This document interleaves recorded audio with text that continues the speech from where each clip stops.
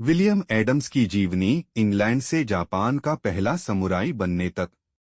कल्पना कीजिए, एक साधारण अंग्रेज नाविक जो समुद्र की लहरों से लड़ते लड़ते हजारों किलोमीटर दूर जापान पहुंचता है और फिर वहीं का सम्मानित समुराई बन जाता है। यह अविश्वसनीय कहानी है विलियम एडम्स की।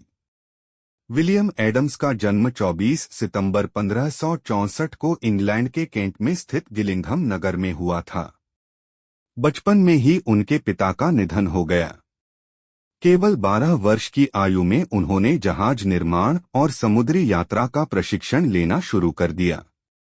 यहीं से उनके जीवन की दिशा बदल गई। युवावस्था में एडम्स इंग्लैंड की नौसेना में शामिल हुए और प्रसिद्ध सेनापति सर फ्रांसिस ड्रेक के अधीन स्पेन के विरुद्ध युद्ध में भाग लिया। उनकी समुद्री कला और नेविगेशन की क्षमता उन्हें एक कुशल नाविक के रूप में प्रसिद्ध करने लगी।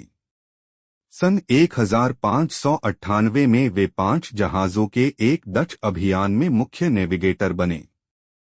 इस अभियान का उद्देश्य दक्षिण अमेरिका होते हुए एशिया तक पहुंचना था, लेकिन यात्रा बेहद कठिन साबित हुई। तूफान, बीमारी, भूख और समुद्री संघर्षों के कारण 4 जहाज नष्ट हो गए। केवल लीफ्ट नामक जहाज ही किसी तरह जापान पहुंच पाया। 19 अप्रैल 1600 को विलियम एडम्स जापान पहुंचे। उस समय जापान पर शक्तिशाली शोगुन टोकुगावा इयासु का शासन था।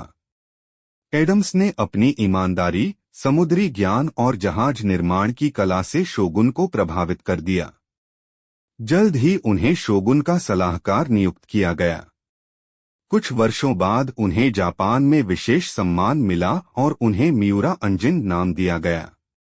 यही नहीं, उन्हें समुराई का दर्जा भी प्रदान किया गया। इतिहास में वे पहले अंग्रेज बने जिन्हें जापान में समुराई का सम्मान प्राप्त हुआ। विलियम एडम्स ने जापान में आधुनिक शैली के जहाजों के निर्माण में महत्वपूर्ण भूमिका निभाई। उन्होंने इंग्लैंड और नीदरलैंड के साथ व्यापारिक संबंध स्थापित कराने में भी मदद की।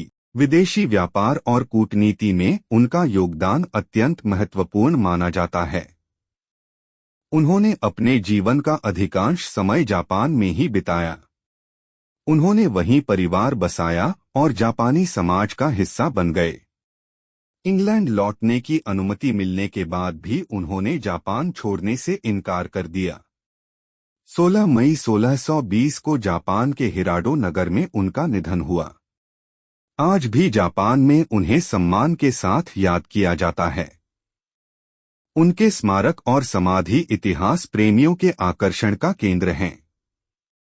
विलियम एडम्स की कहानी हमें यह सिखाती है कि ज्ञान, साहस और ईमानदारी किसी भी व्यक्ति को दुनिया के दूसरे छोर पर भी सम्मान दिला सकती है। एक साधारण नाविक से जापान के पहले अंग्रेज समुराई बनने तक का उनका सफर इतिहास की सबसे प्रेरणादायक यात्राओं में से एक है।